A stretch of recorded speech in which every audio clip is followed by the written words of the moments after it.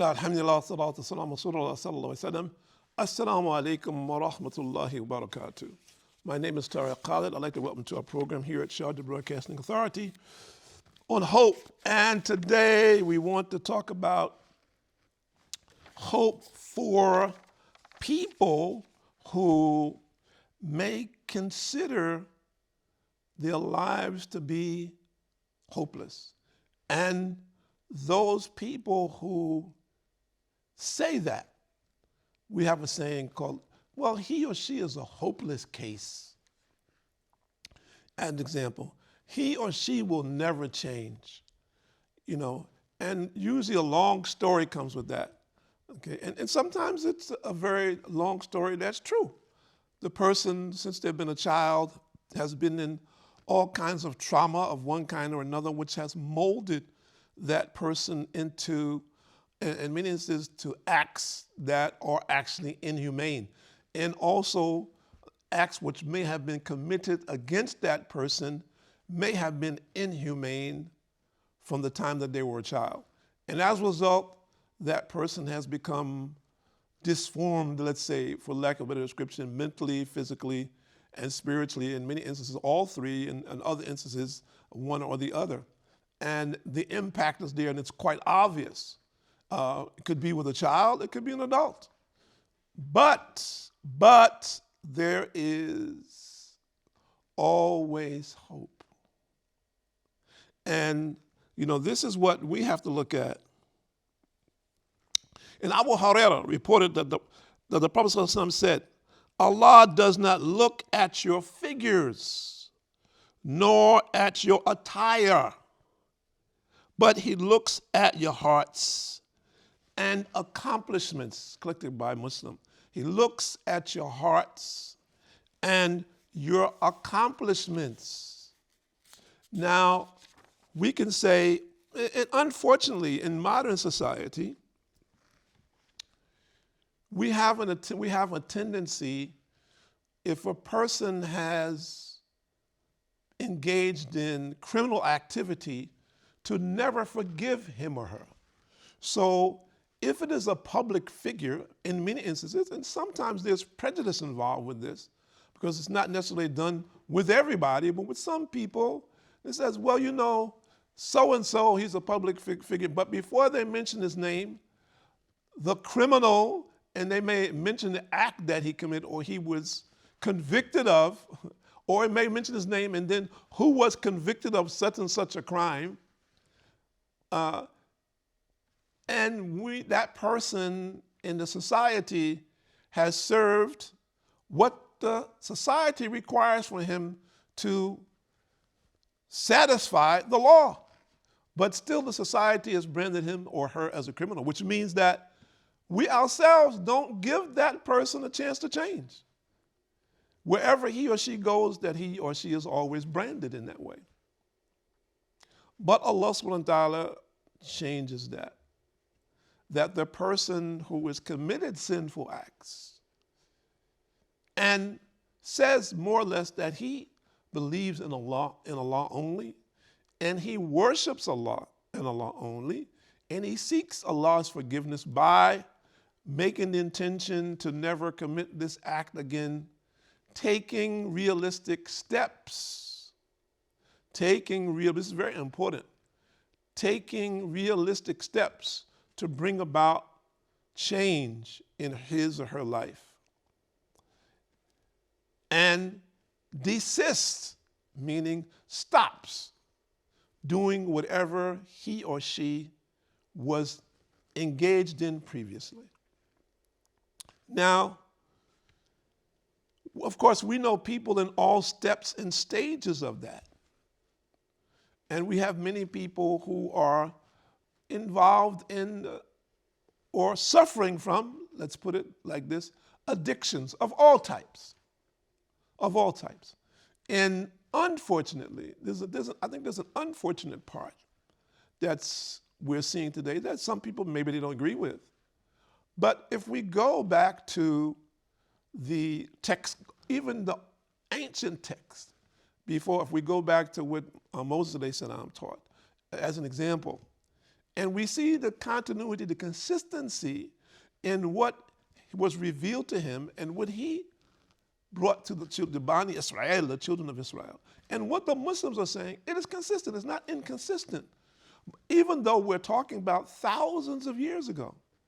So there is something, there is a common thread that we all need to look at. When I say we all, I'm talking about the human community. We need to look at that common thread and look at where we are today in relationship to those commandments of Allah.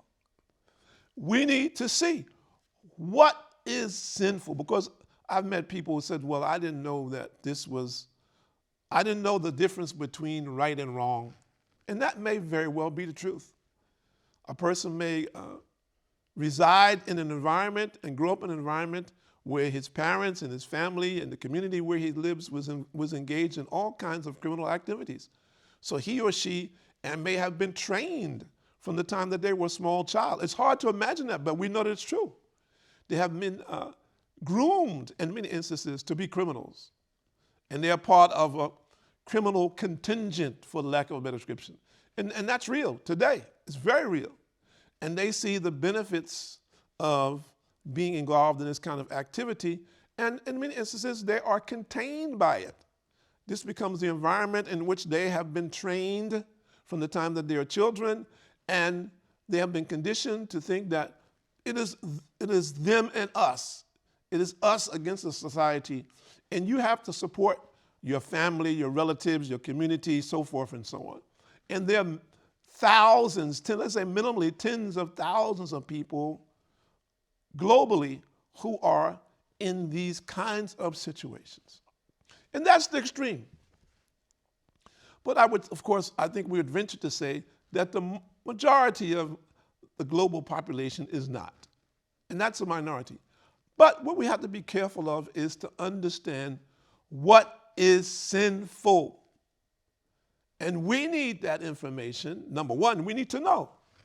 We need to know. And that's sinful by what Allah says is sinful. And we need to know that for the sake of our own souls.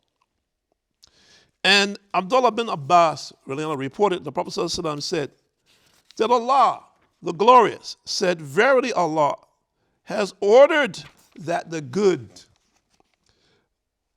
not the bad deeds, be written down. Then he explained it clearly, how to write. How to write, subhanAllah. What does it mean? What does it mean? For the believers, Allah doesn't want to harm you. Allah doesn't want to punish you. Allah doesn't want you to continue on the acts that will send you to hellfire. Allah is giving you rope. It's giving you an opportunity to change. Then he explained it clearly, how to write.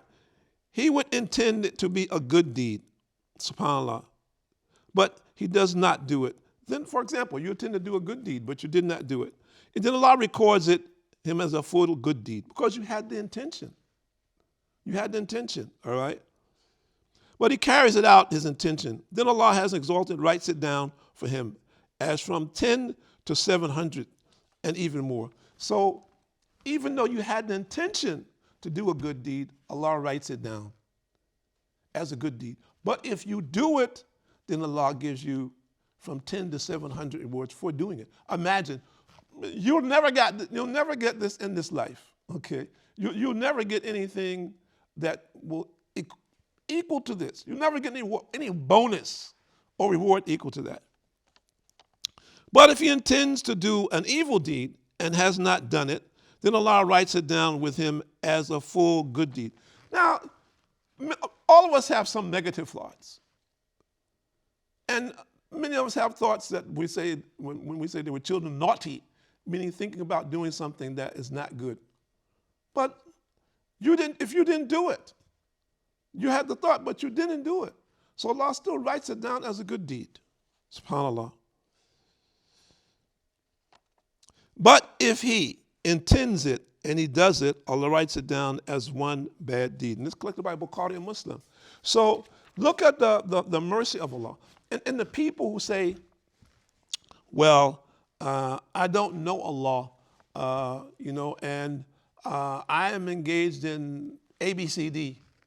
My life is like 1, 2, 3, and I don't want to go into the details of these things.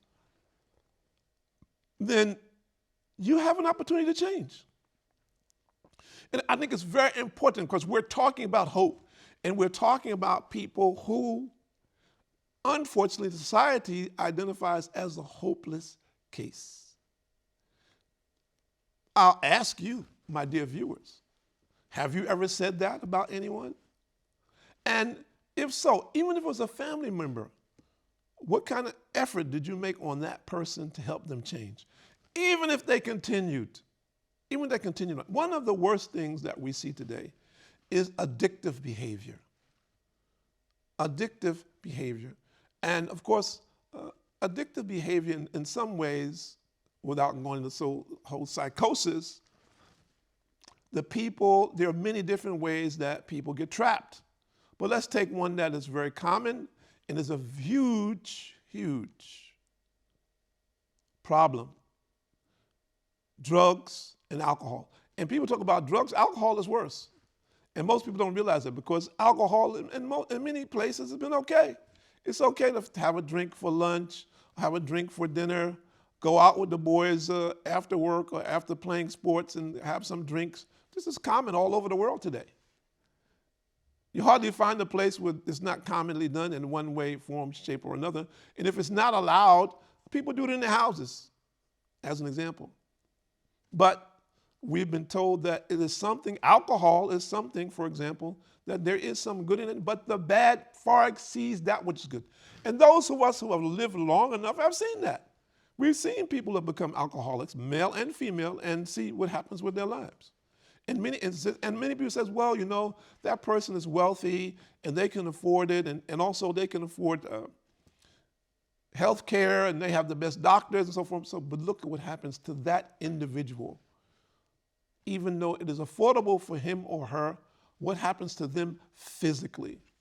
And the most important thing is what happens to their relationship with their Lord. That even if they are fighting the addiction, have they not become overcome by Satan? What do I mean by that? And this is where the hope comes.